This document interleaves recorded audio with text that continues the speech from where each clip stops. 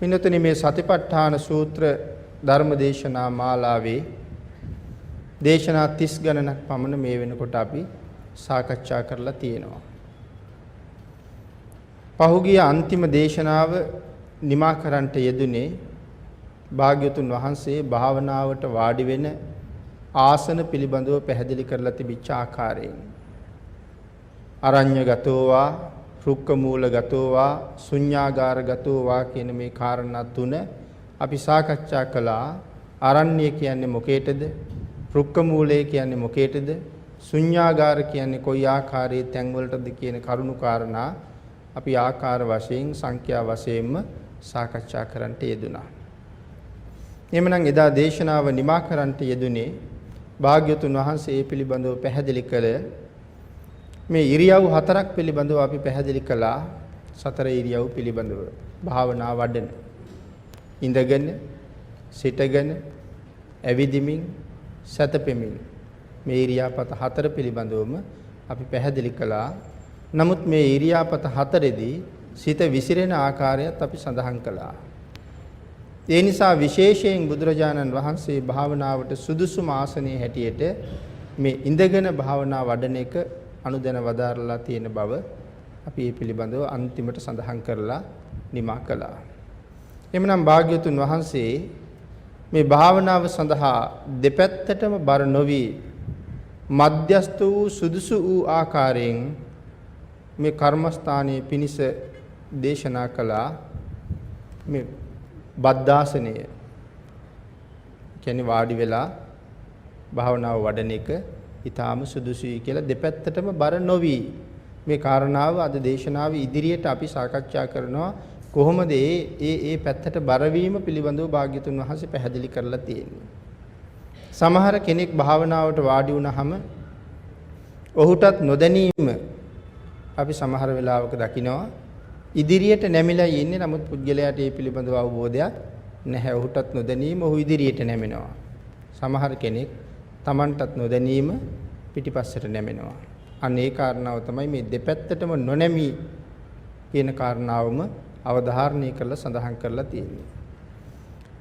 ඉඳගෙන ආස්වාස ප්‍රාස්වාස එහෙම නැත්නම් මේ කාරණාව ආස්වාස ප්‍රාස්වාස භාවනාවට ඉඳගෙන කිරීමම තමයි යෝග්‍යයි කියලා දේශනා කළේ. ඒ නිසා සඳහන් කරනවා මේ ආස්වාස ප්‍රාස්වාස නම් අරමුණු කිරීම යනු ආස්වාස ප්‍රාස්වාස අරමුණු කිරීම යනු දැඩිව ඉඳ ගැනීම ඍජුවම දැඩිවම මේ ආසනයේ වාඩි වීම කියලා කියන්නේ මොකක්ද කියන කාරණාව එහෙම නැත්නම් කොහොමද ඒ ඉඳ ගැනීම සම්පූර්ණ කරන්නේ කියන කාරණාව සඳහන් කරනවා. පල්ලංකං ආභුජිත්වා කියන වචනයෙන් පල්ලංකං ආභුජිත්වා පළඟක් බැඳගෙන මේ පළඟක් බැඳගෙන එහෙම නැත්නම් පල්ලංක නම් ඌරු බද්ධාසනය කියලා සඳහන් කරනවා. ඌරු බද්ධාසනය කියන වචනයෙන් හඳුන්වලා තියෙනවා. කොහොමද මේ ඌරු බද්ධාසනය කියන එක පැහැදිලි කරලා තියෙන්නේ. ඒක සඳහන් කරනවා දනහිස් දෙකම නමලා එන බද්ධාසනය හදාගන්න කියලා. දනහිස් දෙකම නමලා. පිරිමි කෙනෙක් වාඩි වෙනවා නම් දනහිස් දෙක නමලා අපි සඳහන් කරනවා බද්ධ පර්යංකය කියලා. එහෙම වාඩි වෙනවා. කාන්තාවක් වාඩි වෙනවා නම් අර්ධ පර්යංකයෙන් වාඩි වෙනවා කියලා අපි සඳහන් කරනවා. දනහිස් දෙක ඉදිරියට නමලා වාඩි වෙන ක්‍රමය. එහෙනම් ඒ කාරණාව පැහැදිලි කරලා තියෙනවා බද්ධාසනය කියන වචනේ. ඊළඟට සඳහන් කරනවා එහෙම වාඩි වෙන එක කෙනෙකුට සමහරලාවට අපහසු වෙන්න පුළුවන්. දීර්ඝ වේලාවක් එහෙම ඉන්න බැරි වෙන්න පුළුවන්. එහෙම බැරි වෙන්නේ මුලින් හුරු කිරීමක් සහ පුරුදු කිරීමක් නැති නිසා. නමුත් භාග්‍යතුන් වහන්සේ දේශනා කළා නම් ක්‍රමය මේකයි කියලා. එහෙනම් මේ නිවන හොයන්න මේ භාවනාවට වාඩි වෙන්න තියෙන ක්‍රමය ඒකම තමයි. අපිට පහසුයි අපිට ලේසි මෙහෙම වාඩි වුණාට අපහසුයක් නැති වෙයි. මෙහෙම වාඩි වුණාට භාවනාවට ඒක හානියක් නොවේයි කියලා අපි සමහරලාට අපේ මනස තුළින් තර්කයක් ගොඩනගන්න පුළුවන්. නමුත් එහෙම වාඩි වීම මේකට කොහොමද බලපාන්නේ කියන කාරණාව මනාව භාග්‍යතුන් වහන්සේ අවධාරණය කරනවා. අන්න ඒ නිසා තමයි මේ බද්ධාසනයේ ඊටාම වැදගත්. ඒ නිසාම අපිට බද්ධාසනයේ පුරුදු කරන්න අපි කලිනුත් සඳහන් කළා. එදිනෙදා gedara dore කරන කටයුතු. ඒ වාඩි වෙලා කරන බොහෝ කටයුතු වලදී මේ බද්ධාසනයෙන් වාඩි වෙන්න ටික ටික උත්සාහ කළා නම් ඒක ප්‍රගුණ වෙනවා. ඒක පුරුදු වෙනවා. ඒ අපහසුතාවයේ මගහැරිලා යනවා.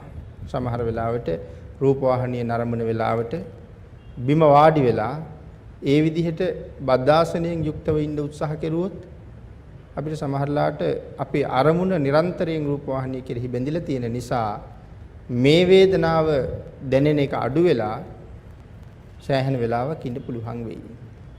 එහෙම මේ පාද නැමිලා හැදුනහම ක්‍රමක්‍රමයෙන් අපිට ඒ වාඩි වීම ප්‍රගුණ වෙනවා, හුරු වෙනවා.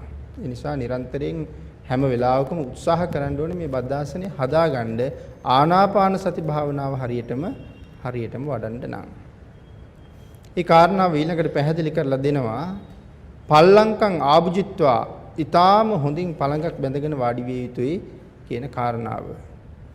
ඊළඟට බුදුරජාණන් වහන්සේ පැහැදිලි කරනවා උජුං කායං පල්ලංකං ආභුජිත්වා උජුං කායං පනිදාය පරිමුඛං හැටියට තමයි දිගට දේශනා වෙන්නේ. මොකද්ද මේ උජුං කායං කියන්නේ කියන කාරණාව? උජුං කායං පනිදාය. මේ කය හොඳින් ඍජු කරගන්න කියලා දේශනා කළා. එhmenan කය හොඳට ඍජු වෙන ක්‍රමය තමයි භාග්‍යතුන් වහන්සේ පැහැදිලි කරලා තියෙන්නේ. මේ ආසනය කය හොඳට ඍජු කරනවා. වෙන කිසිම ක්‍රමයකින් කය ඍජු කරන්න අපි බලාපොරොත්තු වෙන විදිහට කය ඍජු වෙන්නේ නැහැ අපි හිතුවට. ඒ නිසා කය හොඳට ඍජු කරන්න පුළුවන්කම තියෙන්නේ මේ ආසනයෙම පමණයි. ඒ නිසාම සඳහන් කරනවා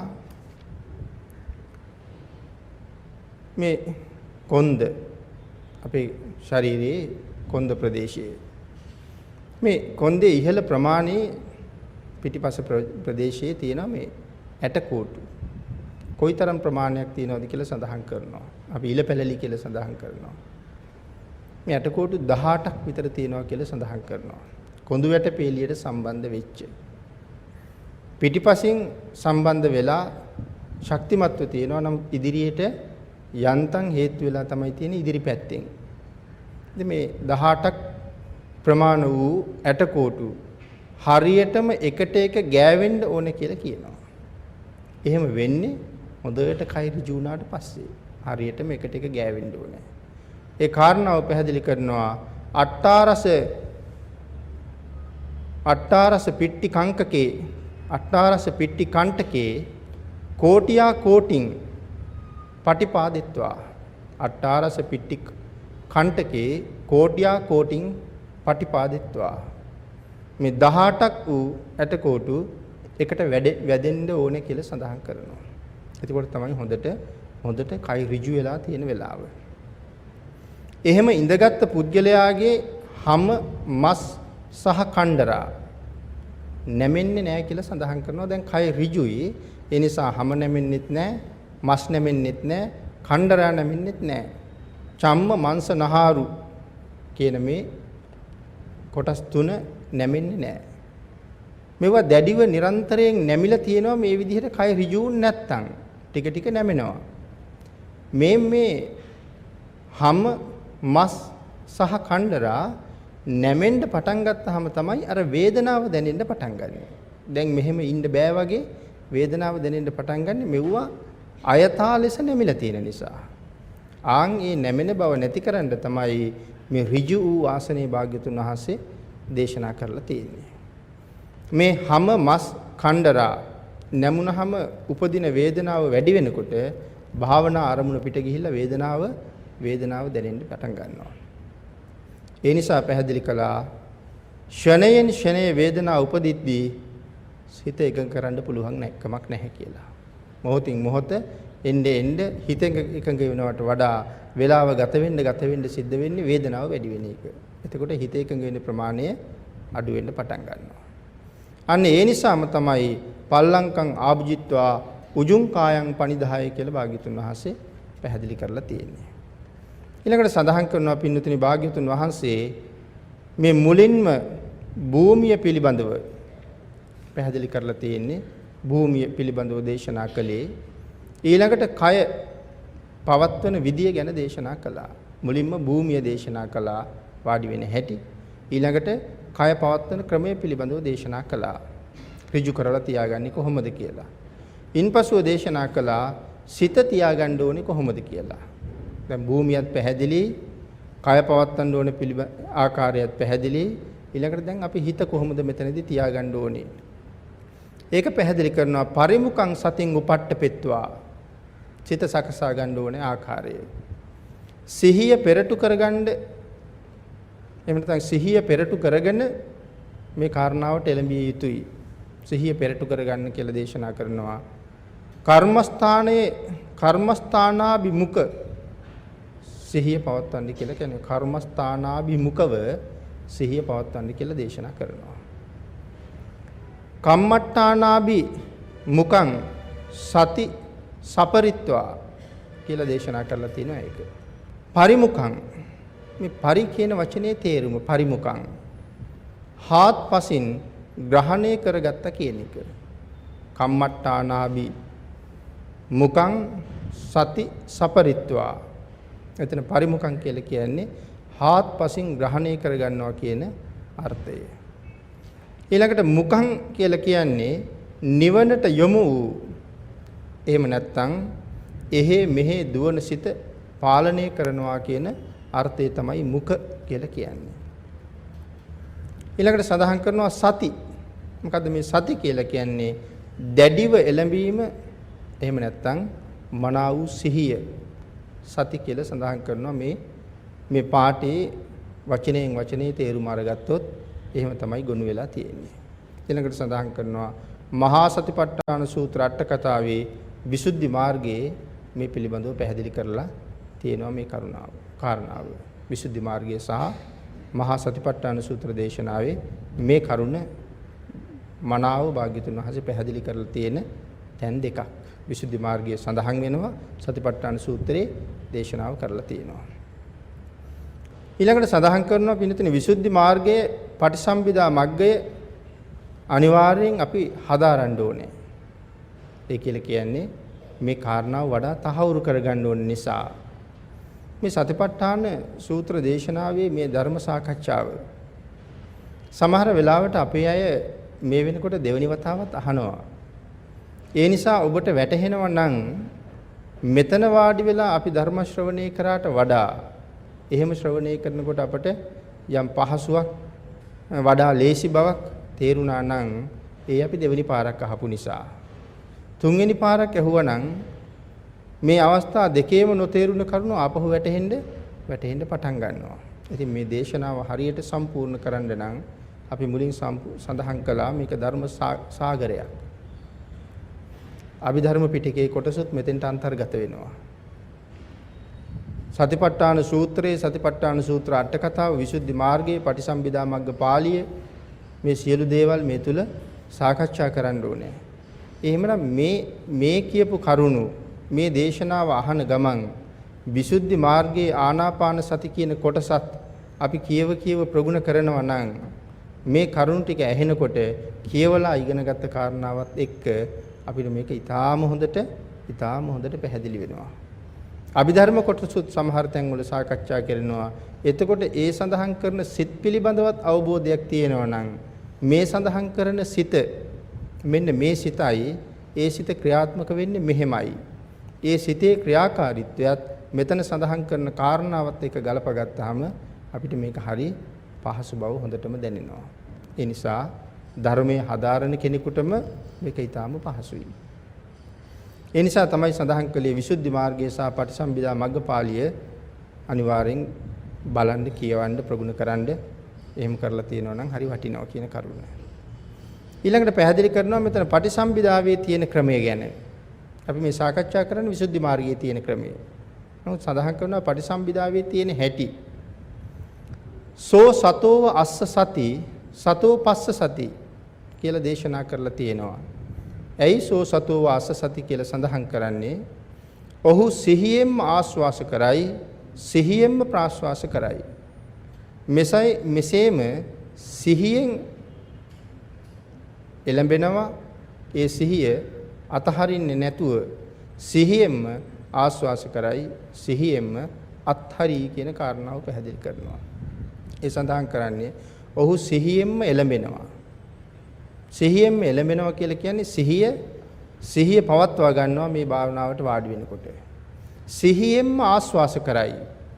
දැන් ඔහු ඊටාම සිහි කල්පනාවේ යුක්තවම තමයි මේ ආස්වාස කිරීම සිද්ධ කරන්නේ. එහෙම නැත්නම් බාහිර වාතයේ ශාරීරිය තුළට ලබා ගැනීම කියන ආස්වාස ක්‍රමය ඊටාම සිහියෙන් සිද්ධ කරන්නේ. ඒ වගේම ප්‍රාස්වාසයත් මනා වූ සිහියෙන්ම ප්‍රාස්වාස කරනවා. ආස්වාසයත් ප්‍රාස්වාසයත් කියන දෙකම මනස සිහියෙන්ම කරන්න උත්සාහ කරනවා. ඊළඟට පැහැදිලි කරනවා මේ භාවනාව පටන් ගත්ත වෙලාවට සිහිය ටික වෙලාවක් අපි ගාව පවතිනවා. ආයෙ සිහිය අපෙන් ගිලිහිලා යනවා. ආයෙ ටික වෙලාවක් යනකොට සිහිය එනවා. ආයෙ සිහිය ගිලිහෙනවා. ආයෙත් සිහිය එනවා. ආයෙත් ගිලිහෙනවා. මේක තමයි පටන් ගන්නකොට ඇති වෙන ක්‍රමය. හැබැයි මේක ක්‍රමානුකූලව අපි හැම වෙලාවෙම උත්සාහ කරනවා සිහිය පිටට ගියා කියලා එළඹිච්ච ගමන් ආපහු මම ඉන්නේ භාවනාවට වාඩි වෙලා කියන කාරණාව නිසා ආයෙ සිහිය ඇති කරගන්නවා.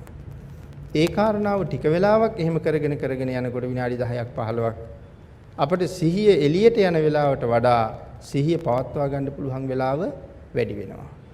ඒක තව ටිකක් දියුණු වෙමින් පවතිනකොට අපිට සිහිය පවත්වා ගන්න එක ඊටාම ලේසි කටයුත්තක් බවට පත් වෙනවා. මුලින්ම භාවනාවට වාඩි වෙලා සමහරලාට දවස් දෙකක් විනාඩි 15ක් 20ක් පැය භාගයක් කමාරක් උත්සාහ කරලා අපිට එපා වෙන්න පුළුවන් ඔය කියන හැටියට සිහිය එකඟ කරන්න අපිට බැහැනේ කියලා. ඒ නිසා අපි පශ්චාත්තාපයටපත් වෙනවා, කම්මැලිකමටපත් වෙනවා, අපහසුයි කියලා එපා වෙලා අතහැරලා දාලා. නමුත් මේක තමයි සිතේ ස්වභාවය. වේගෙන් ළඟ ඉන්නවට වඩා එළියට යන්නමයි හදන්නේ. ඒ නිසා ක්‍රමක්‍රමයෙන් වෑයම් කරන්නමයි දේශනා කළේ. ඒක එක අවස්ථාවකදීම පැය භාගයක පමණ කාලයක් අපි භාවනාවට වෙන් කළොත් අපිට අවසාන හරියට යනකොට අපිටම දැනෙන්න පටන් ගන්නවා දැන් සිත විසිරෙනවට වඩා එකඟ වෙලා තියෙන ප්‍රමාණය වැඩි කියලා. ඒ නිසා ප්‍රගුණ කරන්නම ඕනේ සංසාරي කියලා කියන්නේ ඒකයි. ඒතරම්ම පහසු වුණා නම් අපි මෙච්චර ඈත මේ සංසාරේ එන්නෙම නෑ. එදත් මේ විදිහට අමාරුයි කියලා අතහැරලා දැම්මා. අදත් අතහැරලා දැම්මොත් තවත් සෑහෙන කාලයක් අපිට දිගට යන්න වෙන්න තියෙන ඉඩකඩ වැඩි වෙයි.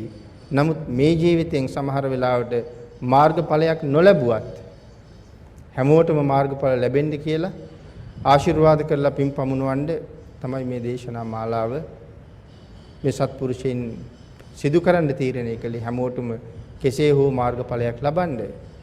නමුත් එහෙම ලැබුවත් නොලැබුවත් ඊළඟ ජීවිතේට හොඳ පුරුද්දක් අපිට තියෙන නිසා මේ පුරුද්ද එතෙන්ට එනවමයි. අපි සාකච්ඡා කළා භාග්‍යතුන් වහන්සේගේ සමහර ධර්ම දේශනාවක් ඉවර වෙනකොට 80000ක් 90000ක් ලක්ෂ ගාණක් කෝටි ගාණක් ධර්ම අවබෝධය ලැබුවා. ඒ ලැබුවේ මේ වාගේ සංසාරේ වීරිය කරලා තිබිච්ච අය, වෑයම් කරලා තිබිච්ච අය. එහෙම වීරිය කරන්න වෑයම් කරන්න පිරිස එකතු කරගෙන කටයුතු කරන නිසා අපිට මහත් වූ යහපතක් මහා පරිවාර සම්පත්තියක් එක්ක නිර්වාණය කරා ගමන් කරන්න ශක්තියත් අපිට ලැබෙනවා. මෛත්‍රී බුදුරජාණන් වහන්සේ පහළ වෙන කාලේ තමයි සංක කියන සක්විති රජතුමා පහළ වෙන්නේ. සංක කියන සක්විති රජතුමා තමන්ගේ සියලුම රාජ්‍ය අතහැරලා දාලා පැවිදි වෙන්න යනවා. පැවිදි වෙන්න යනකොට සංක කියන සක්විති රජුරුවත් එක්ක කොයිතරම් ප්‍රමාණයක් පැවිදි වෙනවා කියලා සඳහන් කරනවාද? 96 කෝටියක් රජුරුවත් එක්ක පැවිදි වෙනවා. කෝටි 96ක්. ඒ සංසාරේ එකට පින් කර ආපු අය වෙන්න පුළුවන්. ඒ තරම් එකතු වෙන්නේ 96 කෝටියක් කියලා කියහම මොන තරම් ජනගහනයක් වෙන්න ඕනේද? මෛත්‍රී භාග්‍යතුන් වහන්සේගේ ශාසනයේ මොන තරම් ශ්‍රාවකයෝ ඉන්නේ ඇද්ද? මේ සංසාරේ මේ වාගේ වෑයම් කර ධර්මයේ අධ්‍යයනය කර ප්‍රගුණ කර අන් අයට යහපත සලස්වමින් තවන්ද ධර්ම අවබෝධය ලැබමින් කටයුතු කරමින් පින් පුරමින් වෑයම් කරපු නිසා එහෙම ශක්තියන් අපිට ලැබිලා තියෙනවා. ඒ නිසා මේ කාරණාවද අපිට එතරම්ම වටින නිසා අපි හැම වෙලාවෙම මේ සිහිය එනවා යනවා කියන කාරණාවේදී මනාව ක්‍රමක්‍රමයෙන් සිහිය අපිට ලං කරගන්න පුළුවන්. ඒ සිහිය ලං කරගන්න පුළුවන් වෙන ආකාරය අපි කලින් දේශනාවකදී සාකච්ඡා කළා. කුළු හරකෙක් පිළිබඳව උපමාවක් අරගෙන දැඩිව හිටවපු කණුවක් ආශ්‍රය කරගෙන ගැට ගහපු සතෙක් දඟලලා අන්තිමට කණුව ළඟ සැතපෙනවා වගේ අපේ හිතත් විසිරිලා අන්තිමේ අපිට ඕන තැනටම එනවා. හැබැයි ඒක පහසු නෑ. ඒ නිසා සඳහන් කරනවා සෝ සතෝව අස්ස සති. මේ සෝ සතෝව අස්ස සති කියන කාරණාව මෙතන විශේෂයෙන් පැහැදිලි කිරීමක් කරනවා මේ සතිපට්ඨාන සූත්‍රයේ කියවනකොට. මේ සෝ සතෝව අස්ස සති කියන වචනය මේ වචන ටික ඔබට නිතර හම්බ වෙනවා. ඒ නිසා පැහැදිලි කරනවා මෙතන සෝ සතෝව කියන තැන සතෝ ඒව කියන අර්ථය තියෙන්නේ. සතෝ ඒව යම් තැනක ඒක සඳහන් කරලා තියෙන්න පුළුවන් සතෝ කියලා විතරක්. සෝ සතෝව කියලා සඳහන් කරන්නේ නැතුව සෝ සතෝ අස්ස සති කියලා. එතකොට අපි දැනගන්න ඕනේ මෙතන සතෝ කියලා තිබුණට සතෝව කියන වචනේ තමයි මේ කෙටි කරලා සඳහන් කරලා තියෙන්නේ. එහෙනම් කියවගෙන යනකොට සතෝ කියන තැන හම්බ වෙයි. ඒ සතෝ කියලා හම්බ වෙන හැම තැනම සතෝව කියන අර්ථය අන්තර්ගත වෙලා තියෙනවා කියලා සඳහන් කරනවා. ඒ නිසා මේ සෝ සතෝව අස්ස සති කියලා කියන්නේ සිහියෙන්ම ප්‍රාශ්වාස කරන්නත් ඕනේ කියන කාරණාව. සිහියෙන්ම ආශ්වාස කරන්නත් ඕනේ, සිහියෙන්ම ප්‍රාශ්වාස කරන්නත් ඕනේ. සතෝව යනු සිහියෙන්ම යන අර්ථය සඳහන් කරනවා. මේ සතෝ ඒව කියලා සඳහන් කරන්නේ ඒක pāli භාෂාවේ තියෙන රීතියක්. සතෝ ඒව නැත්නම් සතෝව ඒක pāli භාෂාවේ රීතියක්. නමුත් සතෝ කියලා ඒක යම් තැනක යෙදෙන්න පුළුවන්. ඊළඟට සඳහන් කරනවා යම් ආකාරයකින් සිහිය පවත්වන්න ඕනද එය පැහැදිලි කිරීම සඳහා තමයි දීගං වා අස්ස සන්තෝ කියලා සඳහන් කරලා තියෙන්නේ. යම් තැනක සිහිය පවත්වන්න ඕන නම් ඒක මනාව පැහැදිලි කරන්නයි මේ දීගං වා අස්ස සන්තෝ. එහෙනම් දීගං වා අස්ස සන්තෝ කියලා මුලින්ම සඳහන් කරලා තියෙන්නේ පටිසම්භිදාවේ කියලා සඳහන් කරනවා. පටිසම්භිදාවේ මේ ප්‍රමාණය සඳහන් කරනවා විභංගයේත් මේ ආකාරයෙන්ම මේක සඳහන් කරනවා. පටිසම්භිදා මාලියෙත් පටිසම්භිදා මග්ගපාලියෙත් විභංග අට කතාවෙත් විභංග ප්‍රකරණෙත් මේ කාරණාව මෙහෙම්මම පැහැදිලි කරලා තියෙනවා දීගං වා අස්ස සන්තෝ කියන කාරණාව. පින්නතේ පැහැදිලි කරනවා කොහොමද ආකාර 32කට සිහිය පවත්වන්න ඕනේ කියලා බුදුරජාණන් වහන්සේ අන්දනව දාලා තිනවා. ආකාර 32කට සිහිය පවත්වන්න. කොහොමද මේ ආකාර 32කට මේ සිහිය බෙදෙන්නේ කියන කාරණාව මේ දේශනාව කරගෙන යනකොට අපිට පැහැදිලි වෙනවා කොහොමද ආකාර 32කට සිහිය බෙදෙන්නේ කියන කරුණ. ඒ නිසා සඳහන් කරනවා මුලින්ම පැහැදිලි කළ ප්‍රභේද ආස්වාසය ආකාර 16කට බෙදෙනවා, ප්‍රාස්වාසය ආකාර 16කට බෙදෙනවා. එහෙම තමයි සිහිය මේ ආකාර 32කින් පැහැදිලි කරලා තියෙන්නේ කියලා. එයින් සඳහන් කරනවා කර්මස්ථානයේ දැනගත්තා නම්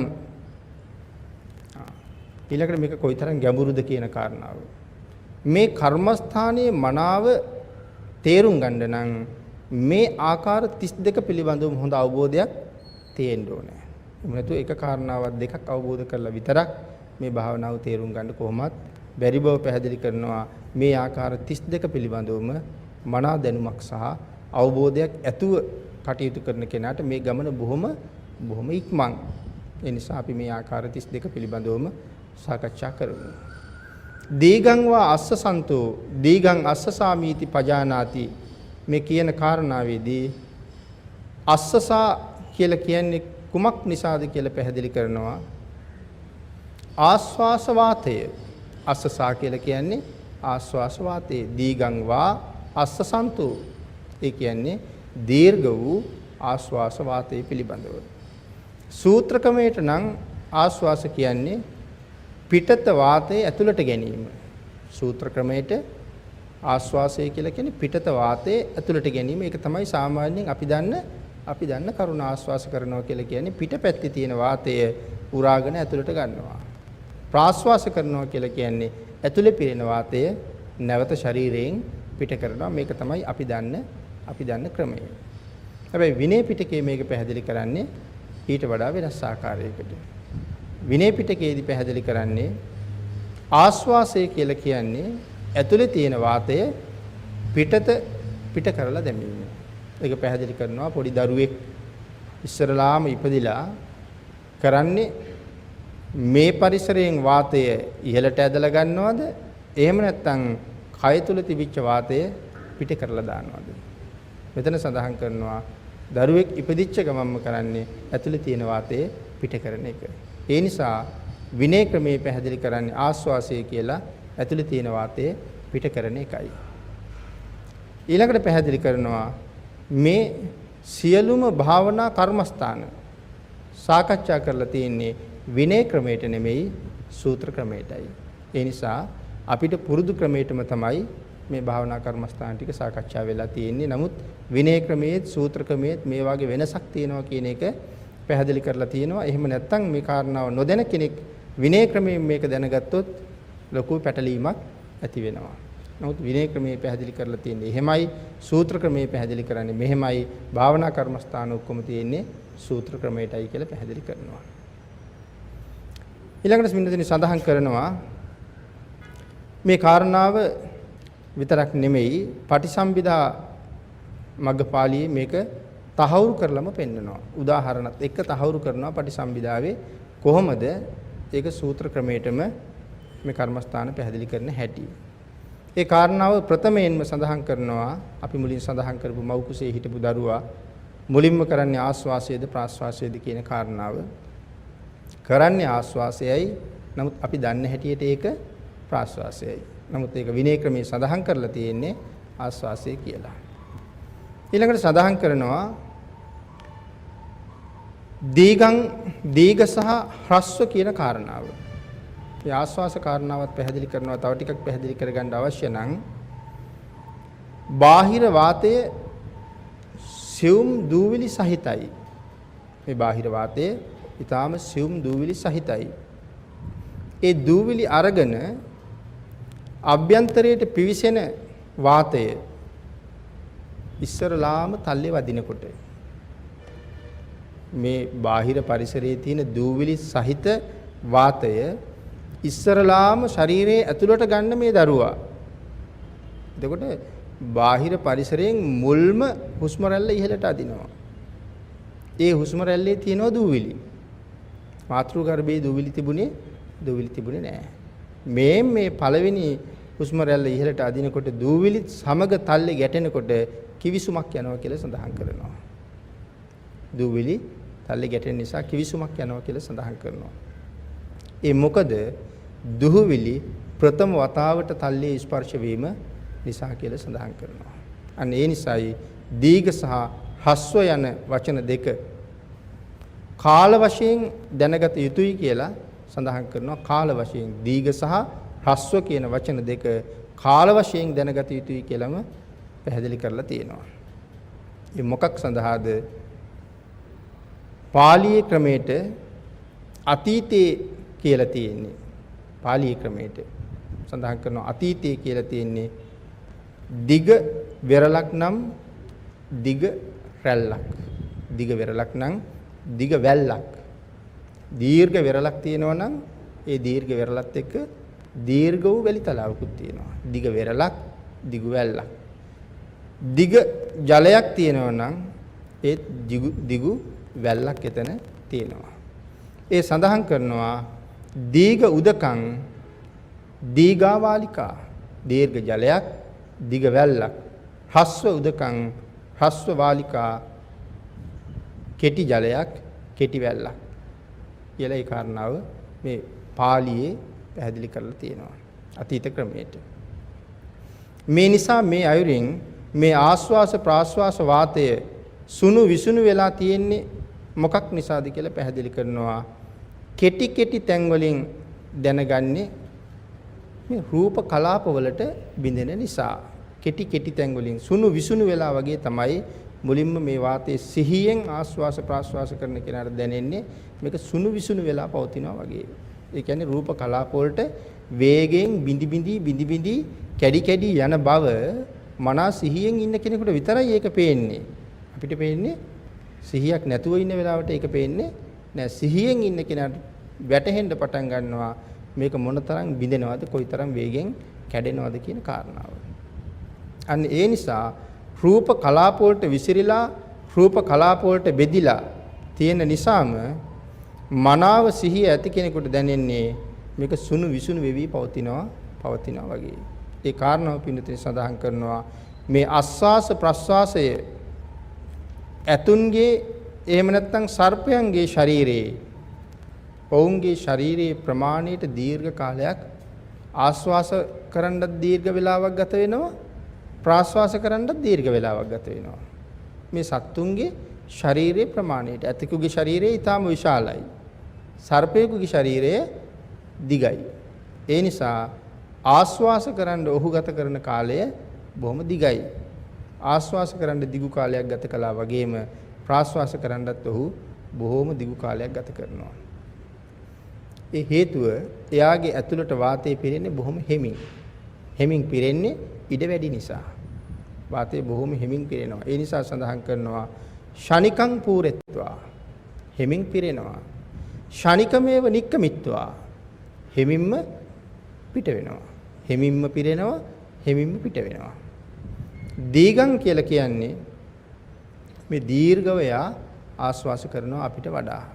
ඊළඟට සඳහන් කරනවා සුනකෙක් සහ හාවෙක් ඊටාම කෙටියෙන් හුස්ම ගන්න අය. අර සර්පයෝ වගේ ඇතෙක් වගේ ගොඩාක් වෙලා ආස්වාස කරන්නෙත් නැහැ.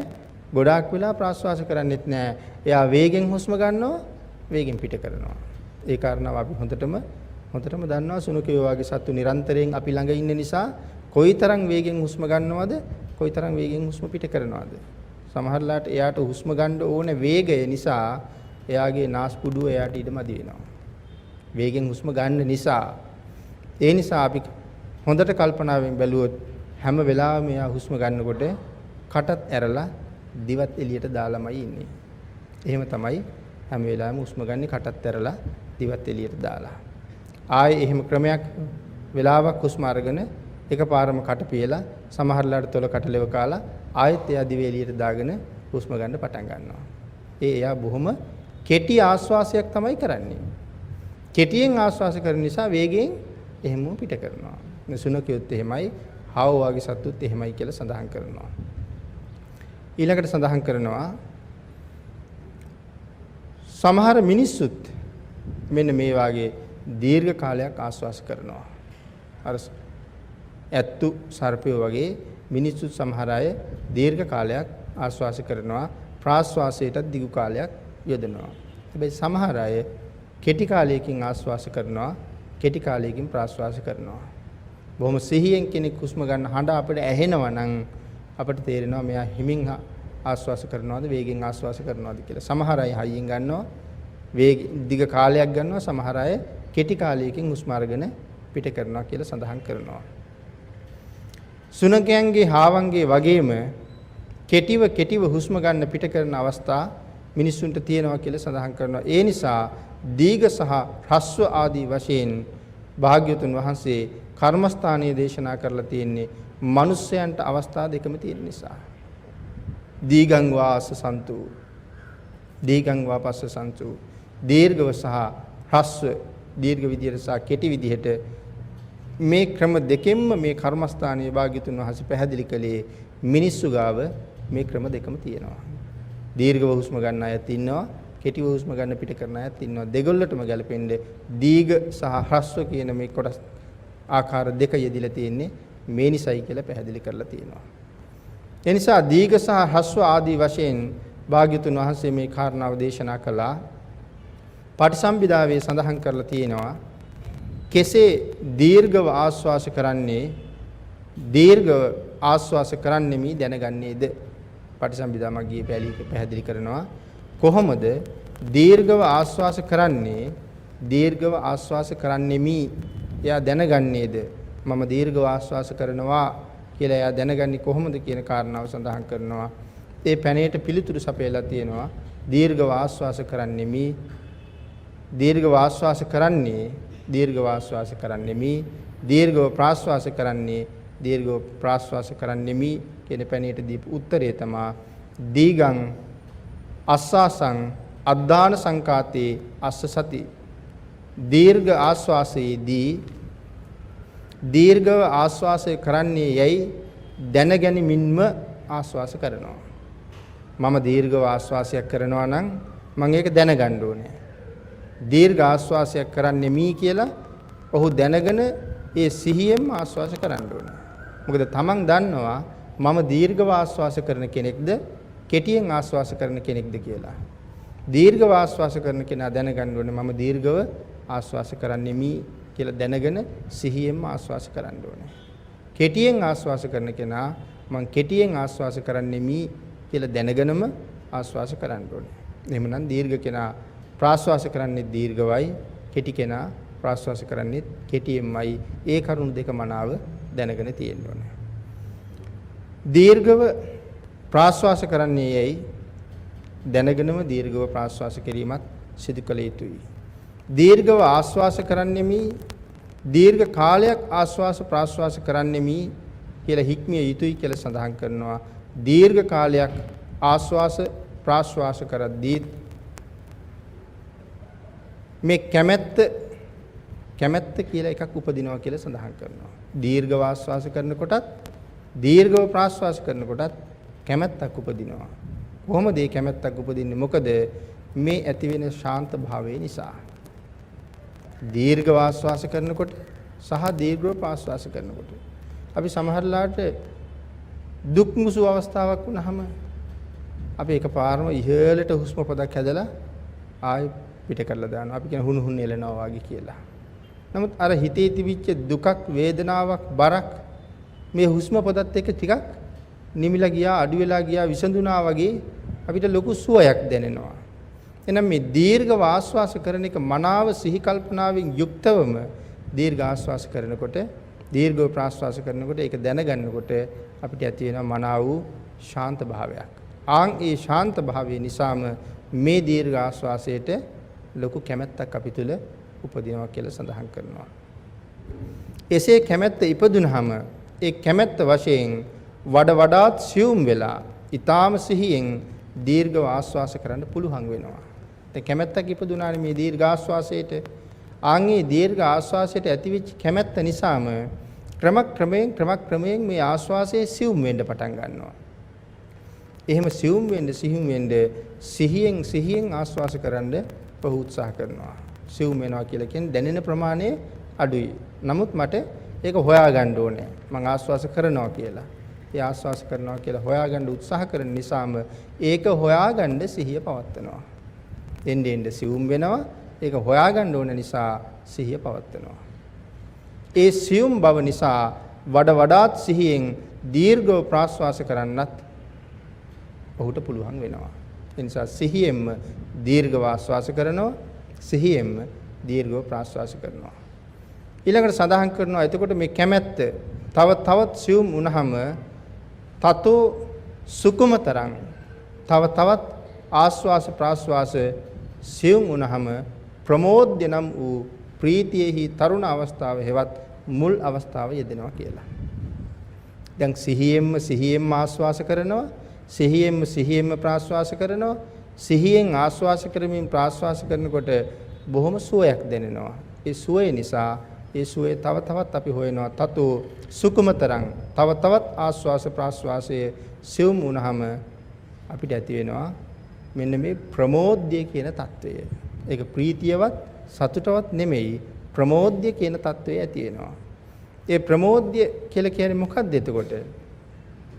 ප්‍රීතියෙහි මුල් අවස්ථාව.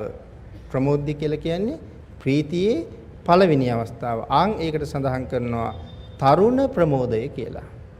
ඒ කියන්නේ ප්‍රීතියේ මුල් අවස්ථාව සඳහන් කරන්නේ තරුණ ප්‍රමෝදය කියලා සඳහන් කරලා තියෙනවා. මුල් අවස්ථාව යෙදෙන නිසා පාමෝජ්ජ වශයෙන් තතෝ සුකුමතරං දීගං අස්සාසං අද්දාන සංකාතේ අස්ස සති කියලා දේශනා කරනවා. තතෝ සුකුමතරං දීගං අස්සාසං අද්දාන සංකාතේ අස්ස සති. මොකද මුලින් ආශ්වාස කරද්දී දීර්ඝයි කියලා දැනගන්නවා. නමුත් පසුව කැමැත්තක් ඇති වෙනවා ඒ දීර්ඝ ආශ්වාස කරන්න හේතුව ශාන්ත බව සහ ප්‍රණීත බව වැඩි නිසා. ඉන් පසුව ඡන්ද වශයෙන් කියලා කියන්නේ ආපහු කැමැත්ත නිසා. ඡන්දතා කියලා කියන්නේ ඡන්ද කියලා කියන්නේ කැමැත්ත. ඒ නිසා ඡන්ද වශයෙන් කැමැත්ත වැඩි නිසා තවත් සියුම් වෙනවා. දැන් මම මේ ආස්වාස හුලං රැල්ලටයි පාස්වාස හුලං රැල්ලටයි බොහොම කැමතියි. ඒ කැමති වෙන්න ඒක එන්න සියුම් වෙනවා. ඒ සියුම් වෙන නිසා මට ශාන්ත බවක් සහ ප්‍රණීත බවක් දැනෙනවා. එහෙම සියුම් වෙන්න කැමැත්ත දියුණු වුණාම ප්‍රමෝදය වශයෙන් තරුණ ප්‍රීතිය උපදිනවා. මේ සියුම් වෙන්න තමයි මේ ප්‍රමෝද්‍ය කියන తত্ত্বය ඇති වෙන්නේ. ඒ නිසා සිහිපත් කරනවා මේ ප්‍රීතිය කීවට ප්‍රීතියට කලින් කියන తত্ত্বයටයි මේ ප්‍රමෝද්‍ය කියන්නේ කියලා. ප්‍රමෝද වශයෙන් මේ ආස්වාස ප්‍රාස්වාස කරද්දී තවත් සියුම් වෙලා සිත උපේක්ෂාවේ පිහිටනවා. තවත් සියුම් වෙන්නේ සිත උපේක්ෂාවට බර වෙනවා. උපේක්ෂාවේ පිහිටනවා. ඒ කියන්නේ සිත මධ්‍යස්ථ ප්‍රමාණයෙන් දැන් පවතිනවා. දැන් ගොඩාක් වෙහෙසිලා ආස්වාස ප්‍රාස්වාස හොයන්න වෙන්නේ නැහැ. මධ්‍යස්ථ ප්‍රමාණයෙන් සිහිය පවතිනවා. දැන් මධ්‍යස්ථ වශයෙන් මම ආස්වාස ප්‍රාස්වාස කරනවා. දැන් මගේ සිහිය හැම වෙලාවෙම එක තැන රඳව ගන්න පුළුවන් ශක්තියක් මට දැන් ලැබිලා තියෙනවා යම් ප්‍රමාණයකට. මෙන්න මේ විදිහට ආකාර 9කින් දීර්ඝව ආස්වාස කරනවා, දීර්ඝව ප්‍රාස්වාස කරනවා. ඒක පැහැදිලි කරනවා ආකාර 9කින් දීර්ඝව ආස්වාස ප්‍රාස්වාස කරනවා කියලා දැනගන්නවා කියලා. නැත්නම් එහෙම සඳහන් කරලා තියෙනවා. එතකොට මේ දීර්ඝව ආස්වාස කරන විට පවතින කය මොකක්ද? මේ ආස්වාස ප්‍රාස්වාසයට තමයි කය කියලා කියන්නේ. ඒ අනුව මේ සිහිය පැවැත්වීම අනුපස්සනා, මේ අනුපස්සනා කියන්නේ ඥානයක් කියලා සඳහන් කරනවා. අනුපස්සනා ඥානය.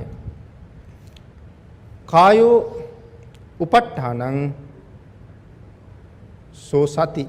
කායෝ උපට්ඨානං සෝ සති. ආස්වාස ප්‍රාස්වාස කියන්නේ කය මිසක් සිහිය නෙමෙයි කියලා සඳහන් කරනවා. ආස්වාස ප්‍රාස්වාස කියන්නේ ආස්වාස කය, ප්‍රාස්වාස කය, ඒ සිහිය නෙමෙයි කියලා සඳහන් කරනවා. කායෝ උපට්ඨානං නෝ සති. සිහියක් වෙනවා. එළඹ සිටීමෙන් සිහිය කියනවා. සිහිය වෙනවා කියලා කෘත්‍ය දෙකක් දේශනා කරලා තියෙනවා. කෘත්‍ය දෙකක් කරනවා සිහිය. කොහොමද? සිහියත් වෙනවා. සිහිය කියලා කියන්නේ සිහියත් වෙනවා. එළඹ සිටීමෙන් ඒකට කියනවා සිහිය කියලා. එළඹ සිටිනවා කියලා කියන්නේ දැන් හුස්ම ගන්නවා කියලා සිහියෙන් දකින්නවා. එළඹ සිටීමෙන් ඒක සිහියත් වෙනවා. සිහියත් වෙනවා. මේ සිහිය කෘත්‍ය දෙකක් කරනවා. දැන් සිහියෙන් ඉන්නවා. මේ සිහිය කාර්යයන් දෙකක් කරනවා. මොකද්ද? සිහියෙන් කරනවා එළඹ සිටීම කියන කෘත්‍ය. සිහිය එළවාගෙනයි දැන් ඉන්නේ ආස්වාස ප්‍රාස්වාස කරන බව ඒක සිහියෙන් කරනවා. කය එළඹ සිටින්නේ නැහැ. කය පවතිනවා විතරයි. අපේ මේ කය පවතිනවා. නමුත් සිහිය පැමිණෙනවා. කය පවතිනවා. සිහිය පැමිණෙන නිසා කය එළඹ සිටින්නේ නැහැ. කය පවතිනවා විතරයි කියලා සඳහන් කරනවා. තාය සතියා තේන ඥානේන තං කායං අනුපස්සති. ඒ සිහියෙන් ඒ ඥාණයෙන් ඒ කය අනුව බලයි. ඒ සිහියෙන් ඒ ඥාණයෙන් ඒ කය අනුව බලයි. එතන සඳහන් කරන්නේ එළඹ සිටි සිහියක් තියෙනවා. ඒ සිහියෙන් එතකොට ඒ සිහිය කියලා කියන්නේ ඥානයක් කියලා අපි මුලින් සඳහන් කළා. අනුපස්සනා කියලා කියන්නේ කය අනුව බලනවා කියන්නේ ඥානයක්. එහෙනම් ඒ සිහියෙන් ඒ ඥාණයෙන් තං කායං අනුපස්සති. ඒ කය අනුව හැම වෙලාවෙම බලන් උත්සාහ කරනවා කියන්නේ ආස්වාස ප්‍රාස්වාසයත් එක්ක සිහියෙන් ඥානයෙන් යුක්තව බලන් උත්සාහ කරනවා. තේන උච්චති. එම නිසා සඳහන් කරනවා කායේ කායානුපස්සති සතිපට්ඨාන භාවනා. සිහියෙන් එළඹිලා ඒ සිහියෙන් ඥාණයෙන් කය අනුව බලන නිසා ඒකට කියනවා කායේ කායානුපස්සී සතිපට්ඨාන භාවනා කියලා. සිහියෙන් කය අනුව බලනවා සිහියට එළඹිලා. මේ කයෙහි කය අනුව බලනවා කියන මේ සතිපට්ඨාන භාවනාව. එහෙම නැත්නම්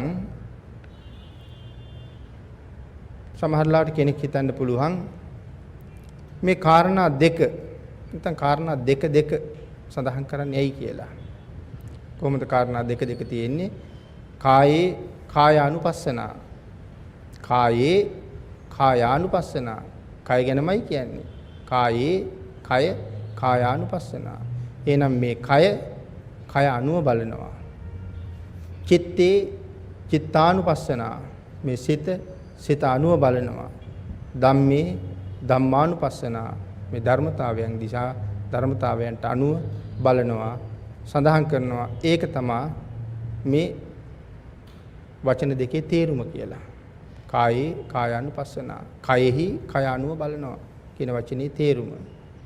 කායේ කායානුපස්සනා කියන වචනය මේ විදිහට දීර්ඝ ආශ්වාස ප්‍රාශ්වාස කිරීම ගැන මේ පටිසම්භිදාවේ තවත් ක්‍රමයකට පැහැදිලි කරනවා. එහෙම නැත්නම් තවත් ආකාරයකින් පටිසම්භිදාවේක විස්තර කරනවා.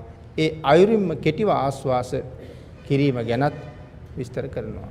දීර්ඝ ආශ්වාස කිරීම ගැන වගේම කෙටි ආශ්වාස කිරීම පිළිබඳවත් එහෙමමයි අපිට හිතන්න තියෙන්නේ. නමුත් එතන එක කාරණාවක් සඳහන් කරනවා වෙනසකට තියෙනවා කියලා. මොකද්ද? දීගං අස්සාසං අද්ධාන සංකාතේ අස්ස සති. දීර්ඝ වූ අද්ධානයක් එහෙම නැත්නම් දීර්ඝ වූ කාලයක් කියන වචනේ වෙනුවට රස්සං අස්සාසං ඉත්තර සංකාතේ කියලා සඳහන් කරනවා. වචන දෙකේ එක වෙනසක් තියෙනවා. දීගං අස්සාසං අද්ධාන සංකාතේ කියලා තමයි දීර්ඝ ආශ්වාස කරනවාට කියන්නේ. මේ අද්ධාන සංකාතේ කියන තැනට කෙටිව ආශ්වාස කරන තැන නැත්නම් ප්‍රාශ්වාස කරන තැන රස්සං අස්සාසං ඉත්තර සංකාතේ. අතන සඳහන් කළේ දීගං අස්සාසං අද්ධාන සංකාතේ. මෙතන සඳහන් කරන්නේ රස්සං අස්සාසං ඉත්තර සංකාතේ. ඉත්තර කියන එකයි අද්ධාන කියන වචනේ විතරක් වෙනස් වෙලා තියෙනවා. අද්ධාන සංකාතේ කියලා කියන්නේ දීර්ඝ වූ ආශ්වාසය. දීර්ඝ කාලයක් තියෙනවා. අද්ධාන කියන්නේ දුර කාලයක් පවතිනවා කියන එකයි. දීර්ඝ වූ ආශ්වාසයක් දුර කාලයක් දීර්ඝ කාලයක් පවතිනවා. රස්සං කියන්නේ කෙටි, ඊටාම අඩුවෙන් කියන එකටයි රස්ව කියලා කියන්නේ. ඉත්තර සංකාතය කියන්නේ අඩුවෙන් තියෙනවා කියන එකටයි ඉත්තර කියන වචනේ තේරුම. ඒ නිසා මේ පාඨ දෙකේ වචනයක වෙනසක් තියෙනවා. ඊළඟට සඳහන් කරනවා පින්නතුනි දීර්ඝ කමඨහනි තියෙන්නේ අද්ධාන නැත්නම් ඉත්තර සංඝාත කියන එකයි. දීර්ඝ කමඨහනි තියෙන්නේ අද්ධාන කියන එකයි. කෙටි කමඨහනි තියෙන්නේ ඉත්ත සංඝාත කියන එකයි. කොතනද මේ කාරණාව පැහැදිලි කරන්න කියලා සඳහන් කරනවා. මේ කාරණාව තියෙන්නේ පටිසම්භිදාවේ නෙමෙයි පිටකයේ මේ කාරණාව පැහැදිලි කරන තැනමයි මේ පාඩේ තියෙන්නේ. කෙනෙක් මේ පාඩේ පටිසම්භිදාවෙන් හොයන්න ගියොත් ඒක පටිසම්භිදාවේ නෙමෙයි තියෙන්නේ පිටකයේමයි මේ කරුණ පැහැදිලි කරලා තියෙන්නේ. ඒ නිසා දීගෝ රස්සෝච අස්සාසෝ අස්සාසෝච අස්සාසෝ පිච තාදිසෝ. දීර්ඝ කෙටි ආශ්වාසයක් ප්‍රාශ්වාසයක් ඒ අයුරින්ම චත්තාරු වන්නා වත්තන්ති නාසිකග්ගේව බික්කුණෝ. මේ සතර ආකාරයෙන්ම විස්තර සහිතව සතර ප්‍රභේදයක් පවතී මේ භික්ෂුවගේ නහය අග. එහෙනම් මේ ආස්වාස ප්‍රාස්වාසයේ පිළිබඳව සිත යොමු කරලා මේ භාවනාව සිදු කරන කෙනා මෙතන සඳහන් කරන භික්ෂුවක් පිළිබඳව අපි ඒ කාරණාව සඳහන් කළා. බුදුරජාණන් වහන්සේගේ හැම දේශනාවකම මහණෙනි කියලා භික්ෂූන්ට තමයි ආමන්ත්‍රණය කරලා තියෙන්නේ. ඒ ඉදිරියෙම ඉන්නේ භික්ෂූන් වහන්සේලා නිසා. ඒ නිසා මෙතන සඳහන් කරන්නේ චත්තාරෝ වන්නා වත්තන්ති නාසිකග්ගේව බික්කුණෝ. මේ සතර ආකාරයෙන්ම විස්තර සහිතව සතර ප්‍රභේදයක් පවතී. බික්කුණෝ මේ භික්ෂුවගේ නහය අග. එනම් මේ නහය අග ප්‍රභේද හතරක් තියෙනවා. ඒ ප්‍රභේද හතර මේ භාවනාව කරන කෙනා මනාව හුරු පුරුදු කරලා තියෙන්න ඕනේ. නහය අග තියෙන ප්‍රභේද හතර. මොනවද නහය අග තියෙන ප්‍රභේද හතර? පින්නදී සඳහන් කරනවා මෙන්න මේ අපි සාකච්ඡා කරන ප්‍රමාණය සාකච්ඡා කළ ප්‍රමාණය තුල මේ විදිහට ආකාර හතරක් දැනගන්නවා. මොන ආකාර හතරද? නහය අග තියෙන ප්‍රභේද හතර. මොකද්ද? සබ්බකාය පටිසංවේදී අස්ස සිස්සාමීති සික්කති පස්ස සිස්සාමීති සික්කති. සබ්බකාය පටිසංවේදී අස්ස සිස්සාමීති සික්කති පස්ස සිස්සාමීති සික්කති.